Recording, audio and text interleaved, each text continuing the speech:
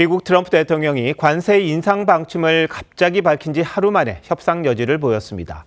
한미 협의 결과에 따라 관세를 올리지 않고 기존 합의대로 갈 수도 있다는 건데 이번에도 트럼프식 협박이었다는 게 다시 한번 확인됐다는 평가입니다. 백대우 특파원이 보도합니다. 트럼프 대통령은 어제 자동차와 목재 등의 품목 관세와 상호 관세를 합의 이전 수준인 25%로 인상하겠다고 선언했습니다. 그러다 하루 만에 태도가 달라졌습니다. 한국과의 협의에 따라 관세 인상 방침을 철회할 가능성을 열어둔 것으로 보입니다. 트럼프의 냉온탕식 대응은 한국의 대미 투자 계획이 국회 입법을 통해 신속히 이루어지게 하려는 압박 전략이란 관측입니다. I'm going to charge you 25% tariff if you don't do it. They said, we will do it. What did you ask? We'd love to do it. 일각에선 연방 대법원이 이르면 2월 선고 예정인 트럼프 대통령 관세 정책에 대한 최종 결정도 영향을 미쳤을 것으로 보고 있습니다. 한국의 대미 투자가 연방 대법원 판결에 영향을 받지 않도록 일종의 단도리를 하려는 것이란 분석입니다.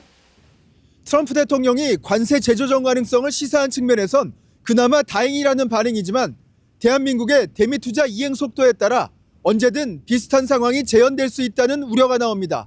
미국 워싱턴 DC에서 TV조선 백대호입니다.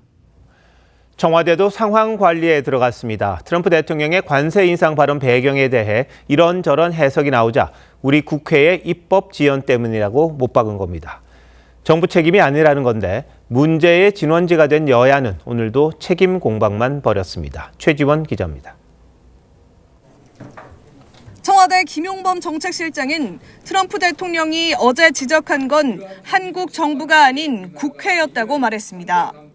미국의 불만은 100% 국회 입법 지연에 있다며 한국 정부와의 갈등으로 볼 문제는 아니라는 점을 강조한 겁니다. 일각에서 제기한 쿠팡이나 개신교, 국회 비준 문제는 이번 사안과 관련이 없다는 점도 분명히 했습니다. 김 실장은 또 2월에는 특별법 입법이 필요하다는 설명을 국회에 충분히 하겠다며 법 통과 전이라도 미국과의 논의는 진행하겠다고도 했습니다. 국회에 출석한 조현 외교부 장관도 관세 협상은 비준 대상이 아니라는데 한미 간 이견이 없다고 했습니다.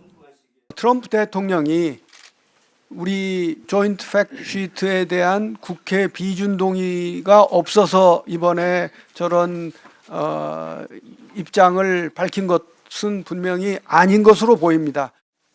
민주당도 기존 외교 관행을 벗어난 건 트럼프 대통령이라며 책임을 정부로 돌려서는 안 된다고 주장했습니다. 반면 야당은 우리 정부의 부실한 대미 외교가 드러난 거라고 비판했습니다. 특히 김민석 국무총리가 미국에서 귀국한 다음 날 기습적으로 관세 인상을 통보한 걸 문제 삼았습니다.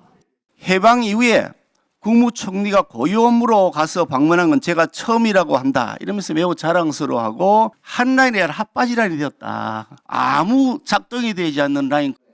대미 투자 특별법 처리를 놓고도 민주당은 신속한 통과를 강조했지만 국민의힘은 국회 비준을 주장하며 여전히 평행선을 달렸습니다.